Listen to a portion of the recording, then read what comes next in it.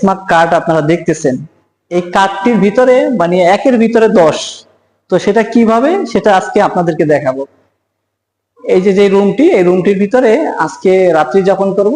তো এই যে কার্ডটা, এই কার্ডটার কি কি কাজ এবং কোন কাজে ব্যবহৃত হয়। প্রথমত এই কার্ডটি যদি আমি আমার এই গেটে, এই রুমের গেটে যদি পাস করি, তাহলে অটোমেটিকলি এই রুমটি খুলে যাবে। কিন্তু যদি আপনি 5 তারকা মানের একটা হোটেলে ওঠেন, তাহলে কত ধরনের সেফটি থাকে 5 তারকা মানের হোটেল। আমি যদি আপনাদেরকে দেখাই, এটা কিন্তু এখানে পাঁচ করলাম, পাঁচ করার সাথে সাথে অটোমেটিকলি দরজাটি কিন্তু ওপেন হয়ে গেল। একটা বিষয় হচ্ছে এই যে রুমটা, এই যে আমার পাশে যে রুমটা দেখতেছেন, এই রুমটায় কিন্তু কোনো ইলেকট্রিসিটি নাই।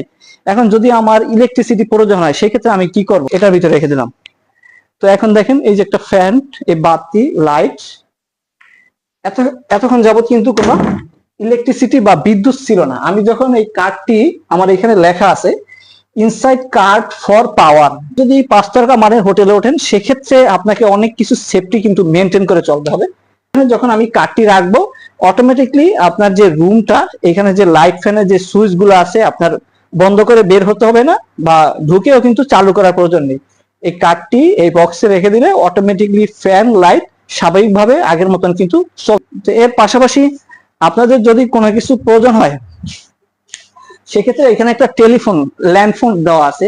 এই ল্যান্ডফোনের মাধ্যমে আপনাদের যদি কোনো কিছু প্রয়োজন হয়, এখানে কিছু সংখ্যা আছে, ল্যান্ডফোনের যে বাটন গুলো আছে, এগুলো প্রেস করলে যারা নিচে রিসিপশনে আছে, তারা অটোমেটিকলি চলে আসবে আপনার কাছে, যদি আপনি কোনো ধরনের সমস্যার সম্মুখীন হন। চা এবং কফি, এটার ভিতরে আছে ফ্রিজ, উপরে আছে এসি।